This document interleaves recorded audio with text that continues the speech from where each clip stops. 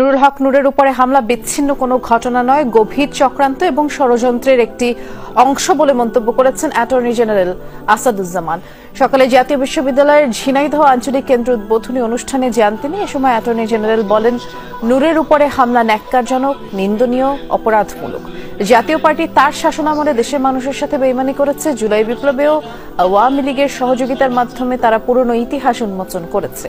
আর তাই আওয়ামী লীগের মতো জাতীয় পার্টিকেও নিষিদ্ধ হতে কেন পারবে না সেই প্রশ্ন তোলেন অ্যাটর্নি জেনারেল।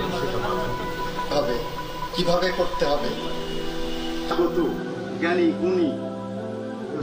জাতীয় পার্টি ৮২ সাল থেকে ৯০ সাল পর্যন্ত বাংলাদেশের মানুষের রক্তের সাথে বেইমানি করেছেন। জাতীয় পার্টি জুলাই বিপ্লবে আওয়ামী লীগের সহযোগিতা করে তাদের পুরনো সেই ইতিহাস উন্মোচন করেছেন। সুতরাং নূরের উপর হামলা বিচ্ছিন্ন কোনো ঘটনা নয়, এটা সুগভীর চক্রান্ত এবং ষড়যন্ত্রের একটি অংশ।